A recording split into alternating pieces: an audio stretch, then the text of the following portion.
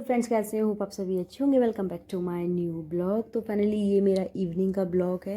And यहाँ पे मैं सबसे पहले तो यहाँ पे मिल्क दे रही हूँ बेटे को, जिससे कि जो शाम का जो टाइम होता है हल्का फुल्का स्नैक्स हो जाए। तो आज उसने कहा कि मम्मा मुझे बिस्किट चाहिए, तो बस फिर किया था मैंने उसको बिस्किट और मिल्क दिए। देन उसके बाद I come back to my kitchen and यहाँ पे आकर के मैंने अपने लिए बनाई चाय। और अगर आपने मेरे चैनल को लाइक नहीं किया तो लाइक करें, सब्सक्राइब नहीं किया तो सब्सक्राइब करें, मेरी वीडियो में एंड तक बने रहें।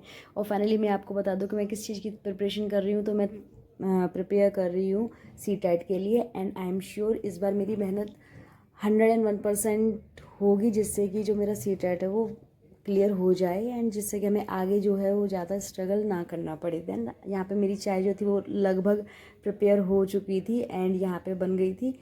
देन उसके बाद मैंने बेटे को और बेटी दोनों को दिया था स्नैक्स। थोड़ा सा शाम के टाइम में देती हूँ, जिससे कि थोड़ा सा 2-3 घंटे ये थोड़ा सा नॉर्मल रहें। जैसे जो मुझे थोड़ा जो टाइम मिले तो मैं उसमें अपना एडजस्टमेंट कर लूँ, या फिर क्योंकि मैं शाम का टाइम इतना ज़्यादा बिजी हो जाता है ना कि हम कुछ भी नहीं निकाले। देन उसके बाद बच्चों को खिलाने पिलाने के बाद यहाँ पे मुझे बेटे का करवाना था होमवर्क। एंड उससे पहले जो अभी PT1 चल रहे हैं, because end of the July month में हमेशा स्कूल एग्ज़ाम्स जो हैं वो स्टार्ट हो जाते हैं। एंड एज यूजुअल कि मेरे बेटे के भी स्टार्ट हो गए हैं। जब आपके पास दो बच्चे होते हैं, एक स्कूल गोइंग होता है एंड एक घर पे रहता है ना, तो उस सिचुएशन में ना यू बैलेंसिंग करना बहुत ज़्यादा हो जाता है डिफ़िकल्ट। एंड मेरे लिए भी बहुत ज़्यादा लेवल पर डिफ़िकल्ट हो जाता है, क्योंकि मेरे लिए इसलिए हो जाता है क्योंकि बेटी है वो जो बेबी है छोटी, वो उसको नहीं पता and she is just continuing disturbing and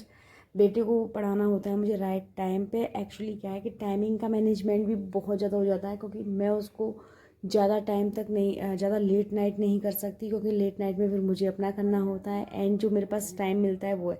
and क्योंकि अगर लेट नाइट पढ़ाऊँगी तो मोस्ट ऑफ द सिलेबस जो है वो इधर उधर हो जाएगा। एंड लास्ट नाइट में क्या है कि बच्चे इतनी ज़्यादा लेट नाइट नहीं जग सकते हैं, तो मेरे पास सिर्फ एक यही टाइम होता है। अगर आप सोच रहे होंगे कि मैं दोपहर में क्यों नहीं कराती हूँ, तो वो स्कूल टाइमिंग होती है, रश होता है, तो वो उस टाइम पर बच्चे बिल्कुल भी नहीं करते। एंड वर्क कराते कराते वो इतना स्लो वर्क कर रहा था कि 1 घंटे का काम उसने 2 से ढाई घंटे में किया, तो इतना मोस्ट ऑफ द टाइम निकल गया था। एंड देन उसके बाद यहाँ पे अब बज चुके थे रात के 11:30 एंड यहाँ पे कुछ सामान फैला होता है, क्योंकि वो मुझे मैं रात में ही उसको मोस्ट ऑफ द जो थिंग्स होती हैं उनको कीप कर देती हूँ। अदरवाइज़ मॉर्निंग में बहुत ज़्यादा हो जाता है, क्योंकि स्कूल जाना होता है एंड ऑफिस जाना होता है हस्बैंड को, तो बहुत सारी चीज़ें ना मिलती भी नहीं है और बहुत ज़्यादा हौच पौच हो जाता है। इसलिए नाइट में ज़्यादा से ज़्यादा 50-70% काम सॉल्व आउट करने की कोशिश करती हूँ। देन उसके बाद बज चुके थे टोटल 12:30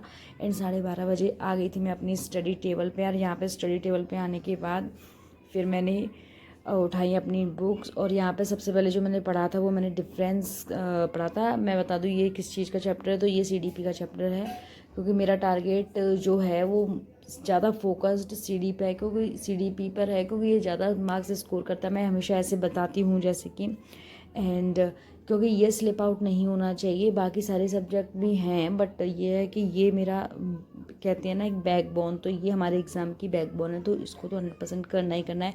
एंड यहाँ पे आज हमने पढ़े थे internal factors and external factors भी पढ़े थे, जिसमें इंटरनल फैक्टर्स अंदर की जो चीज़ें होती हैं, disease, intelligence, ductless, glands, health, thought process and extreme बाहर की चीज़ें जैसे society, economic background, food, culture, environment, available resources.